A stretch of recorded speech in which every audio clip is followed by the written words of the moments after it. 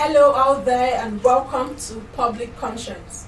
This is the anti-corruption program produced by the Progressive Impact Organization for Community Development, PRIMOG. PRIMOG is a civil society group with a mandate to promote good governance, participation, and accountability in Nigeria. I am Adaobi Obiagumo with Chidozie Ogunaya. Welcome to the program. On Public Conscience on Radio, we seek to evolve a corruption-free society through the amplification of corruption stories reported by our partner media organizations and drawing citizens and government's attention for democratic actions against it. This program is supported by the MacArthur Foundation. Today, we will be looking at yet another worrying trend which appears to be making a mockery of federal government's fight against corruption. You will hear how the federal government's silence on corruption cases, among other issues, continue to make mockery of the fight against corruption. And the non-governmental organization reached out to President Muhammadu Buhari in a bid to draw his attention to several corruption cases being swept under the carpet in his government. So brace up because you are about to hear more, and please be ready to join us through phone and text messages. The WhatsApp phone line to send your message is 0902 265 6167. That is 0902 265 6167. Remember that this number is for messages only. We are all aware that corruption is an evil wind that blows on no society any good. Are you comfortable with the way and manner corruption cases are prosecuted by the federal government, especially when a politically exposed person is involved? Are you comfortable that corruption cases are mostly overlooked at a time we should be fighting corruption with all our strength and might in Nigeria? Barely 3 weeks ago, the Human and Environmental Development Agenda Header Resource Center, in a letter, alerted President Buhari that about 900 billion naira corruption cases have been ignored under his watch, and that the anti-corruption war, which is one of his government's cardinal agenda, was facing massive sabotage by some of his appointed officials and aides. According to Heather, significant results earlier recorded by the Buhari-led government and overwhelming support received from local partners and international stakeholders in the fight against corruption were now being eroded by these saboteurs. Heather listed about 21 corruption cases that have been swept under carpet as we talk, and also noted that beyond the return of the culture of impunity into governance and management of public resources, the few corrupt and compromised elements have taken over the reign of power in government and supplanted leadership of both institutions, hence reversing the anti-corruption war gains of the present administration. Besides Heather's letter alerting President Buhari that his government has gone silent on corruption cases, it will be recalled that last week on this program, CEOs and publishers of the top investigative reporting outfits also lamented the neglect of investigative corruption reports by federal government and the anti-corruption agencies. Today we have in the studio the chairman of Header Resource Center, Olariwaju Suraju. Welcome to the program, sir. Thank you very much. Thank you for having me. And we also have the Community Mobilization Officer at Connected Development, Mukhtar Modibo. Welcome to the program, sir. Thank you for having me. Let's quickly start with Olariwaju Suraju. Welcome once again. Could you give us an overview of your letter to President Muhammadu Buhari and why it matters so much right now? Yeah, I think it's important that the civil society and also the media should, as we are doing currently, even with this program, to continue resonating some of the not necessarily complaints, but also issues that are of serious concern to the citizens.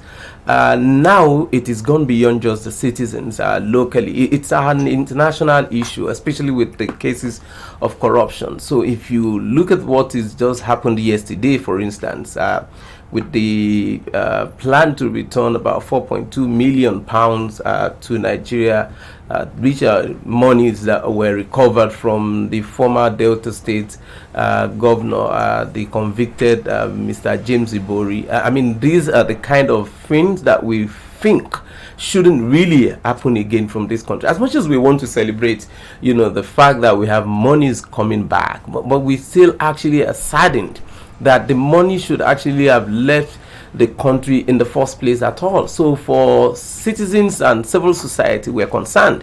And that was exactly also what happened with the Transparency International assessment of Nigeria and the country, which is clearly showing that the country is losing some of is, like our letter said, glorious moments of the fight against corruption. And for that reason, while the government was contesting the Transparency International assessment of Nigeria, and we've just simply reminded the government that there are critical issues, including those cases that the government have failed, either by the executive or even the judiciary, to conclusively dealt with those cases, either through the investigation, interference of the political office holders in the operations of the anti-corruption agencies, or the lack of political will to actually stop the abuse of office by members of the political or ruling elite. So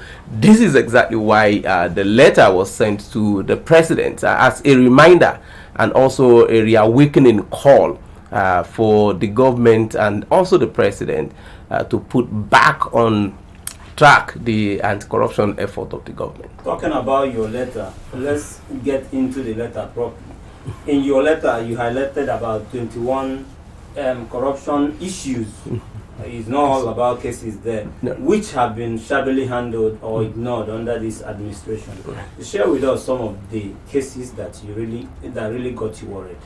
Yeah, it is not just about the failure of the court to conclude some of the cases within reasonable time, which is actually a major concern, and that has prompted my organization to publish what we call the N900 compendium of high-profile corruption cases in Nigeria, which is showing how you've seen cases go into court and then returning with all manners of delays that are deliberately skewed by the defense lawyers. So unfortunately, the legal profession in Nigeria is failing woefully as an association to hold to account its officers, and that would inform why you would see the case like the case of, for instance, the former governor of Abia State, who is now the Senate majority leader in the National Assembly, Mr. Orji Uzor Kalu, whose case of the corrupt practice allegations have gone for like 12 years. And what is done is repeatedly, and this is the ruling party, so it's part of the major concern that we really need to tell the government that it is not just about the court, it's also about the politicians and also the political party and the ruling party, such that the suspects requested that the judge who has been elevated to the High Court of Appeal should be allowed to come back and conclude the case. This was at the point when the case was almost getting to 10 years in court. The suspect had gone to Supreme Court the first time and returned back to the trial court with all manners of stay of prosecution, stay of proceeding. And now, on getting back to the court, getting to the Supreme Court, he was convicted, appealed, and appealing on the ground that the judge shouldn't have sat over the case. These were suspects who actually asked for the judge to come.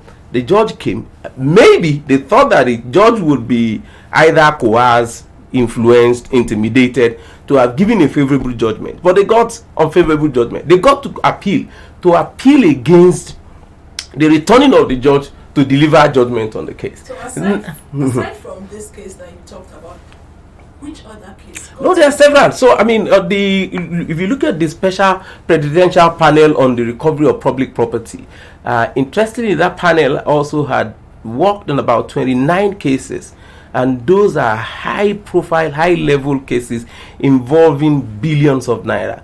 The federal government, through the president, dissolved, allegedly suspended the chairman. I should say that was suspended the chairman of the panel, and all the 29 cases involved by that panel under investigation as of today has all been sabotaged. Some of the seized and forfeited assets were allegedly returned by the office of the Attorney General to the suspects. Until today, you don't have any of the cases being investigated.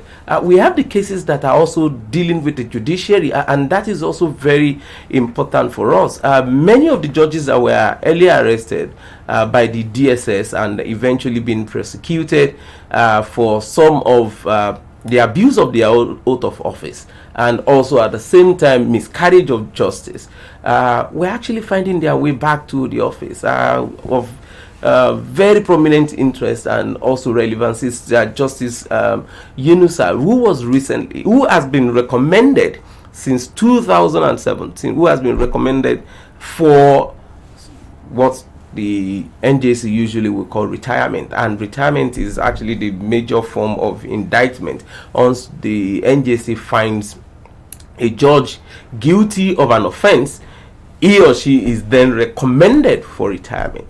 But deliberately, this government refused to retire him since 2017 up to last year, when he was surreptitiously returned back to the bench. And that was when the government and the president refused outrightly to act on the recommendation of the NJC. That was not only just promotion, endorsement, and elevation of corrupt practices. It is actually an abuse of office and the law, because once the retirement, the decision has been made by the NJC, there's really no provision for the reversal of that, and the withholding of assent or the retirement by the president does not constitute a kind of vindication for the judge. Talked about abuse of office and the law, and you also mentioned saboteurs. Who are these saboteurs? Well, there are quite a number of them, and prominently actually coming is the office of the Attorney General. It's really been very unfortunate that the office that was meant to coordinate the anti-corruption effort of the government rather has been more of undermining the office of not just the Attorney General, but the efforts of the anti-corruption agencies. If you look at some of the cases that were listed, nothing less than about 3 of them were actually cases and situations where the office of the Attorney General did not only interfered in the investigation process, but went to also enter nulli prosecute. That is to stop the progress of prosecution.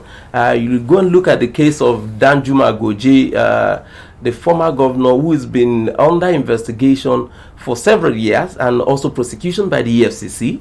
Unfortunately, at the critical time when the prosecution was at advanced stage, was when the Attorney General actually went forward to actually go and withdraw the case. Nigerians don't have any explanation up until today from that office. There was also the case of Baby, who is actually the younger brother of the former First Lady, Mrs. Stella Obasanjo, who was being prosecuted also by the EFCC in Lagos. Unfortunately, for the office of the Attorney General, the prosecution was done under the fiat from the Lagos state government, because the offenses were also state offenses that were with the fiat from the Lagos State Ministry of Justice and the Attorney General. The Attorney General also attempted to interfere in that case and actually took over. for the purpose of withdrawing the case. But unfortunately, the EFCC officers at that time resisted that attempt and insisted on proceeding with the prosecution. The same thing goes with the case of Orubebe, the former minister of was this special duties, or what was it, under President Jonathan. Was also an attempt by the Office of the Attorney General, which he succeeded in doing when ICPC was prosecuting the case with Gosde Orubebe. And these are some of the cases, and you saw what eventually happened with the now immediate past acting chairman of the EFCC, how the whole attempt at dealing with suspected mismanagement cases of recovered assets turned into almost witch hunting and ended up with the suspension of the acting chairman. And as it is till today, you still don't have a conclusion on that case of involving Ibrahim Magu and the EFCC and the Attorney General. These are really serious cases of indictment, not only for the government, but also the anti-corruption effort of the government. I just want to bring your notice to another thing concerning what we're discussing, because there have been a lot of campaign and publication from the civil society organization to get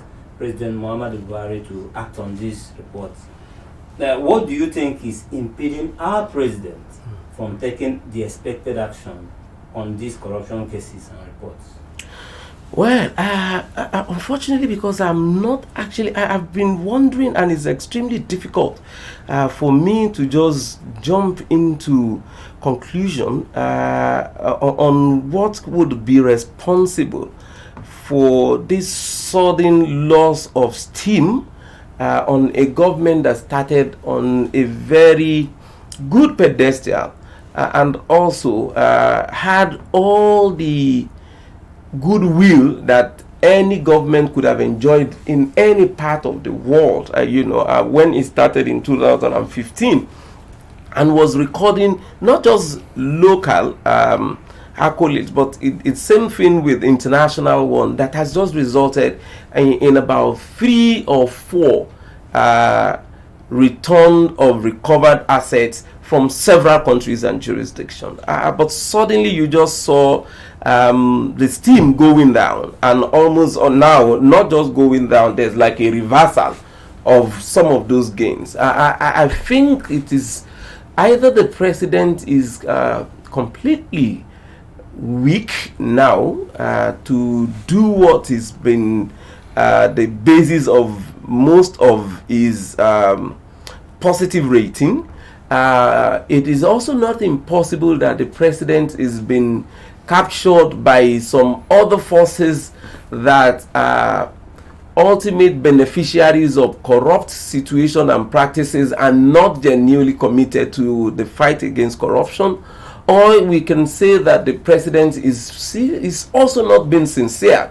I mean, that is the last thing that I want to conclude on, but it is not impossible that what we've had before now with the anti-corruption effort of the government was just more or less like a facade to deal with the situation that we were faced with in 2015, where all that you see was just corruption all around, and the best way to get the attention and the support or the votes of the citizens was to hinge your campaign on the fight against corruption. But as it is today, we've actually lost that president that was really keen on fighting corruption, and that is why, beyond what you see in the office of the Attorney General, the Presidential Advisory Committee on against corruption is recently just been recommended for disbandment. The Obono Obla Presidential Panel on Recovery on Asset recovery of public assets has been disbanded. The EFCC chairman was summarily removed, and that actually sends a very wrong signal, not just to the incoming new person, who has all the burning desire to do things. It also very negative signal to the heads of the other anti-corruption agencies like ICPC, Code of Conduct Bureau, and the rest of that. So it is no more encouragement, motivation, and support for these agencies and their leadership, but rather it is intimidation and also the motivation for them. For what you have just said, it does appear that there's a big challenge talking about political interference and the president seemingly not fighting corruption as he should. So what steps must we take as a nation to get our anti-corruption institution working?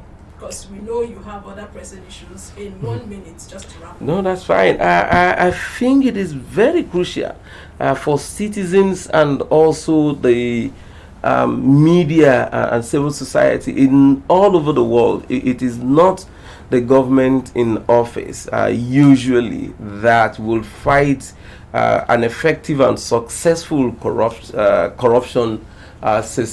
system and also corruption in the system. You saw what recently happened with the United States and what the immediate past president attempted to do with the system, and also to the extent of now he's been accused of some corrupt practices. So it's about his institutional thing. It's about the people. It's about the framework. It's about the system that can afford to say no to even the misuse and abuse of power. So the media and the civil society have very great responsibilities of ensuring that we don't lose sight and focus of some of our major demands in terms of transparency and accountability in government.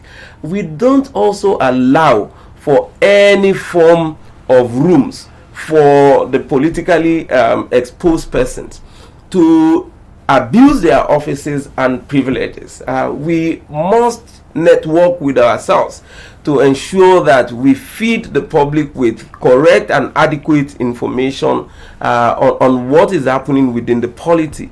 Our investigation would not just be relying only on the anti-corruption agencies.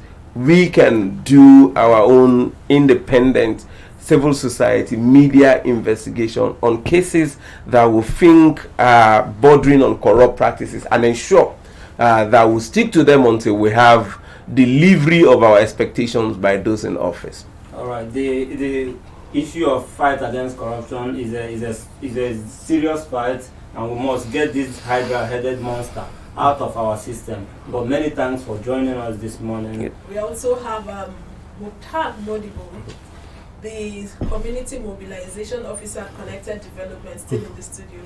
Thank you so much for being here again. Thank you for having me, but just point of correction, Community Engagement Officer. Community Engagement Officer. Thank you so much for that observation. So how would you react to Heather's letter to Mr. President and the obvious neglect of many corruption cases? Yeah, obviously, Heather did a great thing, but I think basically it's the mantle of the young people and every other Nigerian, that's the citizen of Nigeria, to do what they're meant to do. So what they're meant to do basically is to report or, try to, knowing that democracy is all about question and answers, try to put the questions to the president. A whole lot of things has been done in the country. I mean, this is a case of over 900 billion. We're looking at it from another angle. I mean, nobody is saying anything. May the gentle sorrows of Abdullahi Diko rest in peace. I mean, he died with a case of over 40 billion and he is just to return 1.5 billion, which is another thing that we are looking at in this country. So the main point is the issue of negligence from the government, and then there is another issue of negligence from the citizen, because we don't wake up to ask question.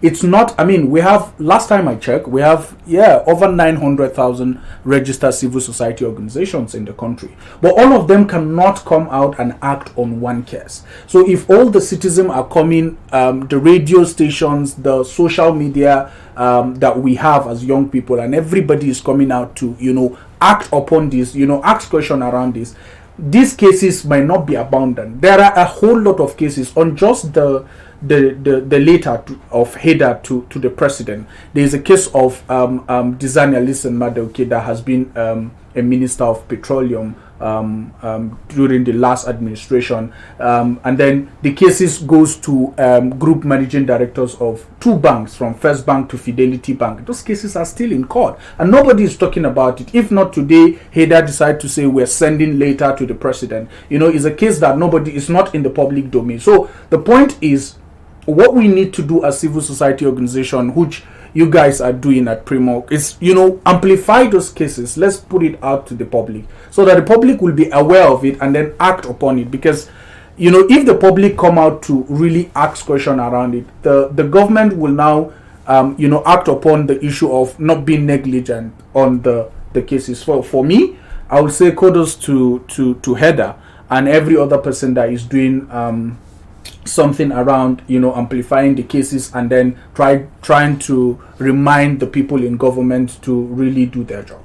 I know that at Code you follow the money. Yeah. Now we're looking at over 900 billion flying in the winds here in several corruption trials. Yeah. How do we track it all, including assets? All right. So first of all, at Code, what we do is understanding the fact that we can't be everywhere and we can't do everything. We just limit our follow the money or tracking model to track basic education, basic health, water and sanitation. But the point is, our source is an open source that gives everybody that want to track the implementation or everything from the asset recovery and what have you. But I want you to understand something. There is one of the major challenge we've always been facing from Primorc, HEDA, every other civil society organization in Nigeria is the fact that there is inadequate dilated data. Now, information is not out there, and ideally you can't track what you don't know. You can't start up something that you don't know. You can't start up something that is hidden. So the government is meant to do something, address a public issue in a public way, not address a public issue in a private way. So what the government is doing is basically trying a public issue in a private way. If you go on to say you're going to check about all these cases to know the proceedings and what have you, you will discover that it's not in the public domain. So no citizen can say we're tracking. The only thing is, we know the EFCC has instituted a case against this so person, and the case is around laundering this so amount. What is the investigation? I like the fact that Mr. Srajo mentioned a whole lot of cases. There are cases that have been in court for 10 years. There are cases that have been in court for 15, 12 years. But still, there is no report in the public domain. I'll go back to the legislative arm of government to, there's a civil society coalition yesterday that come out to say we're protesting to see the report of the public hearing on the issue of social media bill. That report is not in the public domain. So nobody can come out to say, I am tracking 900 billion. Where is the 900 billion? How is the 900 billion in case? And then we had the issue of where he mentioned some cases from the senator, the former governor of Gombe State, the former governor of Abia State, the former minister of the Federal Republic, that all these cases has been in court for the past 10 years or 8 years or so, but the cases are not in the public domain. So data is a problem. So for a citizen who is interested in tracking this one, it's a serious challenge because there's no available data out there for the person to track. Thank you for that information. But before we continue, we must get the listener to contribute to the program, because what we are discussing concerns every Nigerian. Yeah. Before we go there, please visit us please follow us on our social media platforms at Official Primorc. Primorc is spelled Primorg. Remember that we are streaming this program live on Facebook at Official Primorc. And remember that this program is interactive. The WhatsApp line to send your message is 0902 265 6167. That is 0902 265 6167. You can send in your text messages. For those joining us, you're on to Public Conscience, which is a production of Primorc, the Progressive Impact Organization for Community Development. How would you react to what you have heard? And are you comfortable with the way and manner corruption cases are prosecuted by the federal government. Hello. Good morning, sir. Your name and where you're calling from. Good morning to all of you in the studio. My name is Eric Monvental, and I'm calling from Buhari. Let's hear you. Okay, about fighting corruption in Nigeria. Frankly, for us to be successful in fighting corruption in Nigeria, if we continue to leave fight against corruption to the government in power, we will never succeed. But to me, I'm looking like the civil society organization, like one in the studio, and others. I wish they propose a bill that if there is any way that they will be the one that autonomy of fighting corruption will be given to them. I bet you within 1 year, Nigeria will achieve a lot in fight against corruption. They will continue to leave him for the apparatus of government. They will be using it against their fellow politicians, and they will be using it against those who are not in their interest.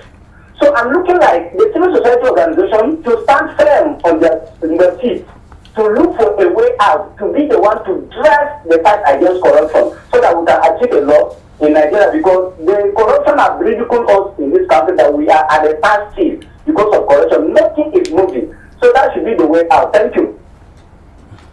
Thank you so much for your submission.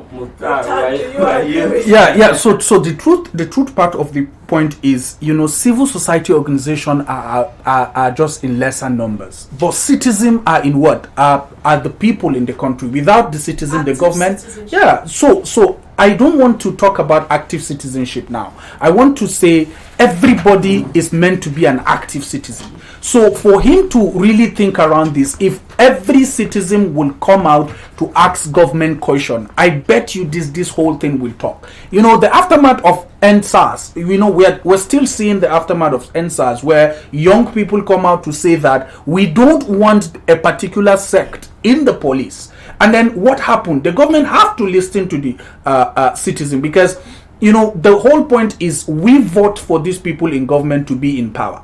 So ideally we have our own power to be represented. If you're not representing us, the constitution gave us right to call them back.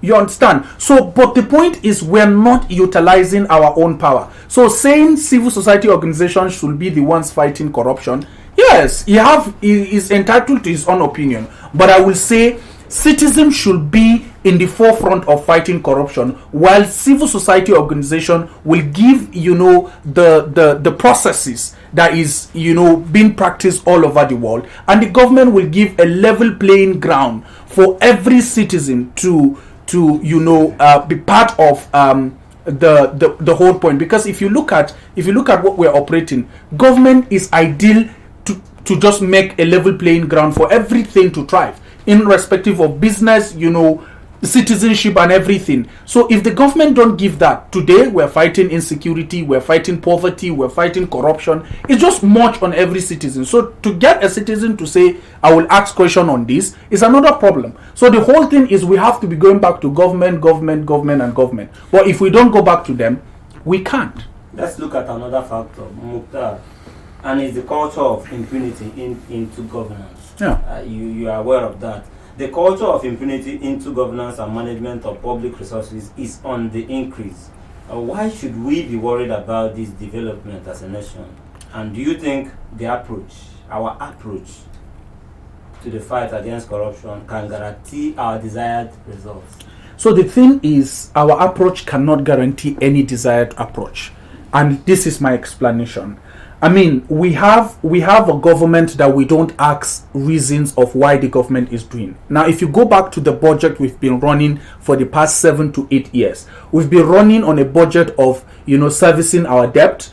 We've been running on a budget that we have a projected income tax. We have a projected tax that is lesser than what we are meant to spend. So ideally, whenever we're doing a budget, we're looking at privatizing government enterprise or collecting loan. I will tell you, if you go and check the UNESCO and then AU and CBN report in 1991.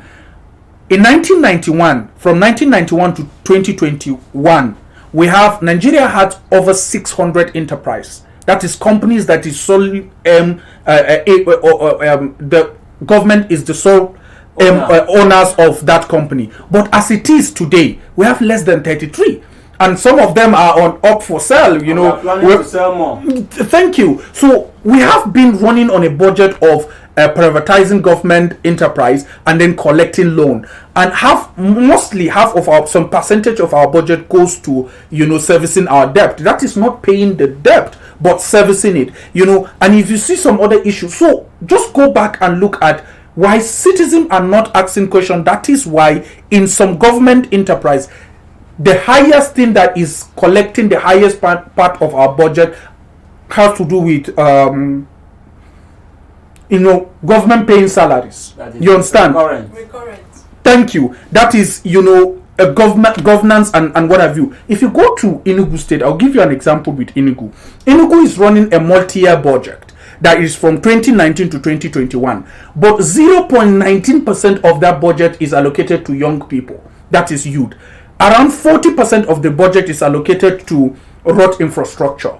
Around 80% of the budget is around running the governance. You understand? That is why the way we run our governance is so expensive that you go to a state. In Kano State, I learned that there is an advisor on graveyard, special advisor to the governor on graveyard, and this advisor is entitled to salary. Okay, let's come back to corruption and leave graveyard. We'll still get to graveyard later. Olariwaju did mention the Buhari loot recovered. Loot or assets now. Whichever one you want to call it. Okay. That the UK is planning to return to Nigeria, talking about 4.2 billion.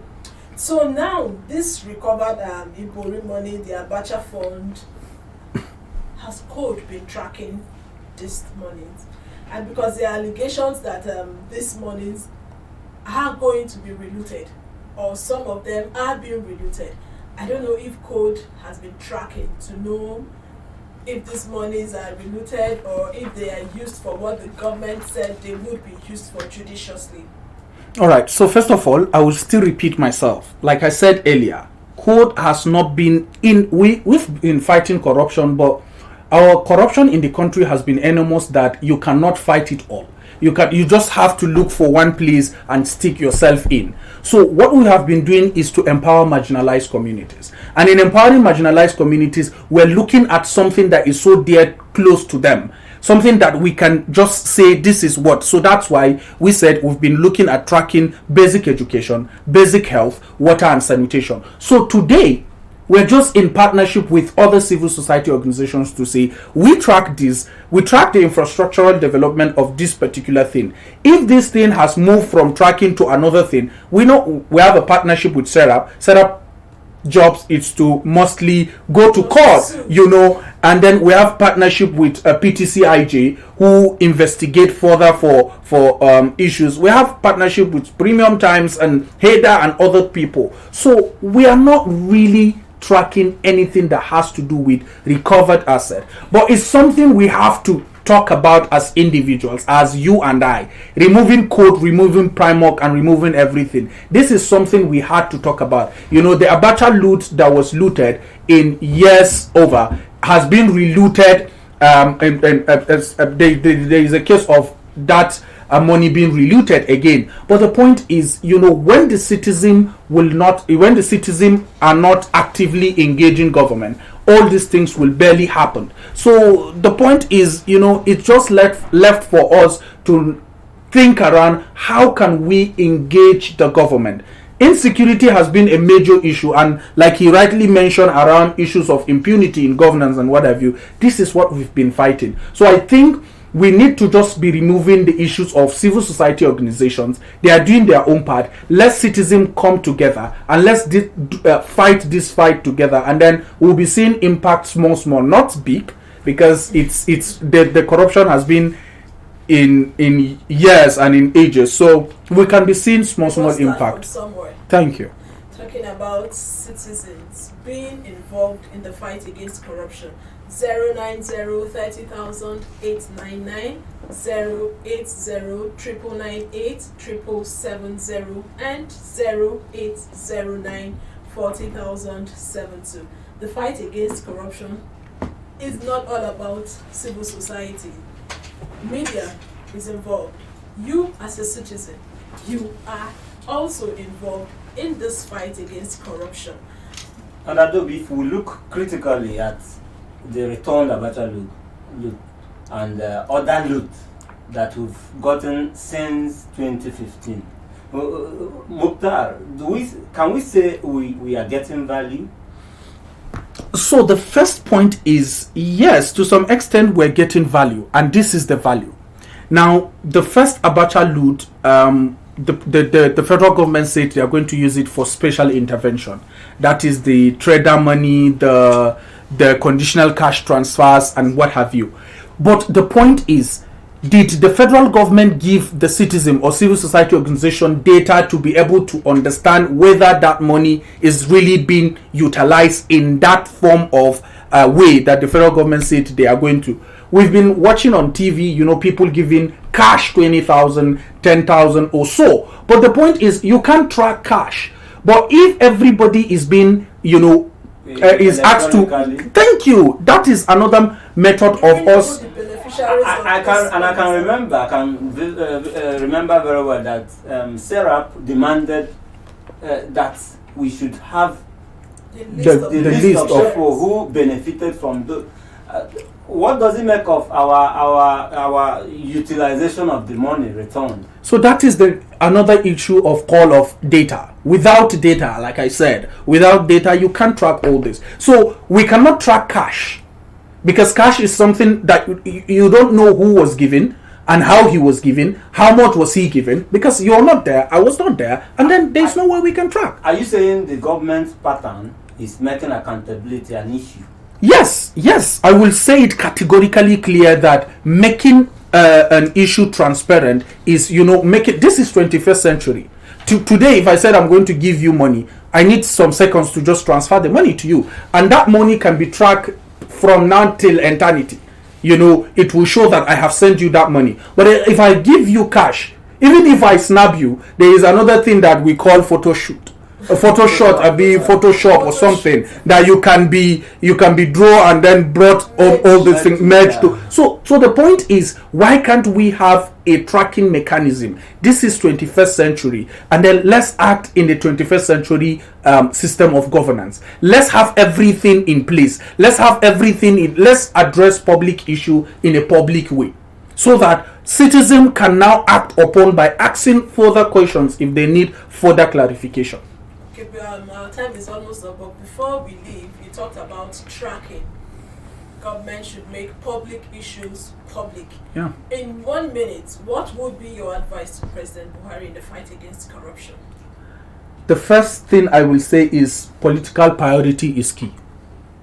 So for me, I will say there is no political priority to the fight against, to the fighting the corruption that what they are doing, because if you look at what EFCC or other anti-corruption agencies have been doing, is just following the people in the opposition or the people in government. Mr. Sirajo rightly mentioned the senator from Gombe that the Attorney General had to just intervene in his case, and the case died there and stuff. So there should be a political will. There should be a priority of fighting corruption like the government said they will. And then the government should make availability of information so that the citizen can help in the fight against corruption, because the government cannot do it alone.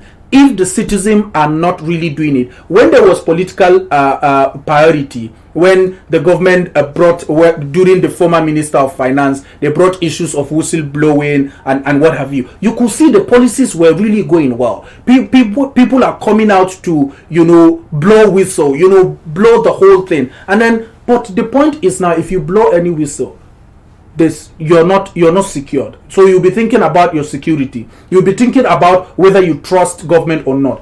The main focus of what I'm trying to say is there is no trust between the citizen and government. And if the government want to build this on the issue of fighting corruption, the main thing they need to do is to build trust between them and the people, and everything will go well. You did mention the policy of whistleblowing, but I must also add that we also need a legislation. We only have a policy, which is why groups like Primorg, Afric are pushing forward for a legislation. Then you talked about trust deficits. Yeah. And there's no political will in the fight against corruption. If governments must regain the trust of citizens in the fight against corruption, there must be political will. Thank you so much for your contribution, and must also add that Olarewaju Suraju, who is the chairman of Heather Resource Center, also mentioned that CSOs, citizens, and media must get involved in the fight against corruption, and we should not lose sight of our demand for transparency and accountability. And that's how we are wrapping it up on today's episode of Public Conscience. It's been robust here, and the fight must go on. We must continue talking and doing our bits as citizens. But please visit the news page of our website, news.primorg.org. That is news.primorg.org. For all the details of our report and interviews, visit our website, primorg.org, to get all the information about Primorg.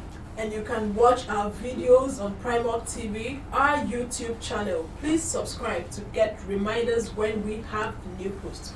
We sincerely appreciate our guest, Olarewaju Suraju, who is the chairman of Heather Resource Center, and Mukhtar Modibo, the Community Engagement Officer at Connected Development. Thank you so much for being a part of today's program. Thank you for having me. Public Conscience is supported by John D. and Catherine T. MacArthur Foundation, committed to building a more just, verdant, and peaceful world. Get more information about the foundation on its website, macfound.org. Join us again here next week for another episode of Public Conscience. And remember to follow us on our Twitter, Facebook, and Instagram at Official Primorg. I am Chidozie Obonnaya. Remember that you can give us information on or hints about corruption acts through our phone 0902 265 6167 or info@primorg.org. I am Adaobi Obiabumo. Stay safe.